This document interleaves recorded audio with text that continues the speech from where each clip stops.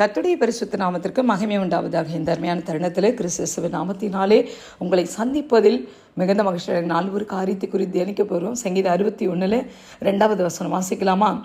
என் இருதயம் தொய்யும் போது பூமியின் கடையாந்திரத்திலிருந்து உம்மை நோக்கி கூப்பிடுவேன்.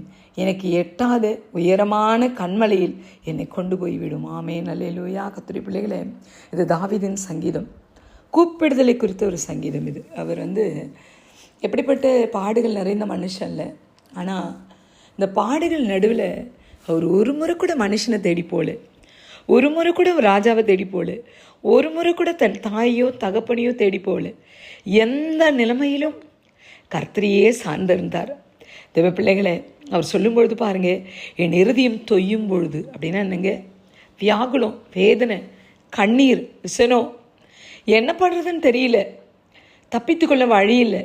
இப்படி இருக்கும் பொழுது நான் என்ன செய்வேன்? பூமியின் கடையாந்திரத்திலிருந்து எங்கோ ஒரு இடத்துல இருக்கிறேன், எனக்கே தெரியல நான் எங்கே இருக்கிறேன். யோனாவை மீனின் வயிற்றில் போட்டாங்க, ஆனால் அவர் கர்த்தருடைய வார்த்தையை மீறி போயிட்டார். ஆனாலும் கூட மீன் வயிற்றிலேருந்து யாரை தான் நோக்கி கூப்பிட்டாரு? கர்த்தரையே நோக்கி கூப்பிடுறார். ஒருவேளை வழி தப்பி போயிருக்கலாம், வழி மாறி போயிருக்கலாம், ஆனால் திரும்ப கர்த்தர் உங்களை அழைக்கிறார். அதே வழிக்கு வந்துடுங்க, அதே தரிசனத்துக்குள்ளே வந்துடுங்க, அதே கர்த்தருடைய காரியத்துக்குள்ளே வந்துடுங்க.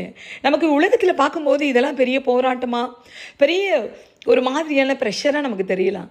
ஆனால் கர்த்தர் சொல்லுகிறார், நீங்கள் பூமியின் கடையாந்திரத்திலிருந்து கூப்பிடுவது கர்த்தர் கேட்டுக்கொண்டு இருக்கிறார். உங்கள் புலம்பலை, உங்கள் அழுகையை, உங்கள் தனிமையை, உங்கள் தவிப்பை கர்த்தர் பார்த்து கொண்டு இருக்கிறார். ஆமென், அல்லேலூயா. கர்த்தருடைய பிள்ளைகளே, கர்த்தர் திரும்ப உங்கள் ஸ்தானத்துக்கு கர்த்தர் உங்களை அழைக்கிறார். என்ன ஆனாலும் பரவாயில்ல. யோனாவை திரும்ப அதே ஸ்தானத்துக்கு தான் கர்த்தர் கொண்டு போனார். சொல்கிறத கேட்கல தான், ஆனாலும் கூட கர்த்தர் அதே நினைவை பட்டணத்துக்கு திரும்ப அவனை கொண்டு தான் தீர்க்க தரிசனத்தை சொன்னார். அப்போ உங்களை கொண்டு செய்ய வேண்டிய திட்டத்தை உங்களை கொண்டு தானே செய்வார். நம்ம என்ன வேணால் நினைக்கலாம், எங்கே வேணால் ஓடலாம், எப்படி வேணால் வாழலாம், ஆனால் கர்த்தர் உங்களுக்காக வைத்திருக்க திட்டம் தோற்று போகாது. ஆமென். அது மட்டும் இல்லை, உம்மை நோக்கி கூப்பிடுவேன், எனக்கு எட்டாத உயரமான கண்மலையில் என்னை கொண்டு போய்விடும். எனக்கு எட்டாது உயரமான கண்மலை இல்லை, அவர் தான் ஆண்டவராக இயேசு கிறிஸ்து. ஆமென். எனக்கு புரியாது, வேதத்தின் ரகசியம் புரியாது, அவர் திட்ட தீர்மானங்கள் தெரியாது, என்னை குறித்து வைத்திருக்கிற பெரிய தீர்மானங்கள் இப்போ எனக்கு தெரியாது. தாவீது சொல்கிறார், என்னை கொண்டு போய் அங்கே வச்சுருங்க. ஆமென். கர்த்தருடைய பிள்ளைகளே, ஒருவேளை அழுதுகிட்டு இருக்கலாம், நீங்கள் புலம்பிக்கிட்டு இருக்கலாம், தவிச்சிட்டு இருக்கலாம்.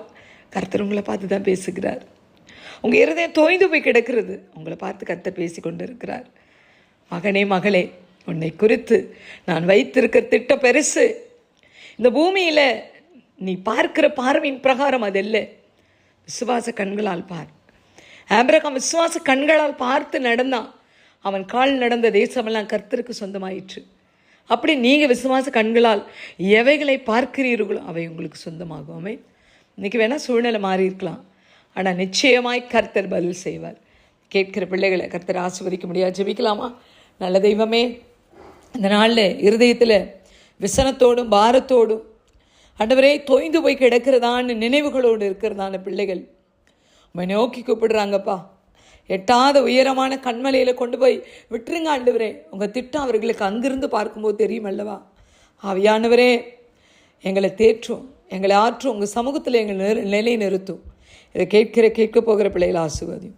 கிறிஸ்து நாமத்தில் பிதாவே, ஆமென். God bless you all.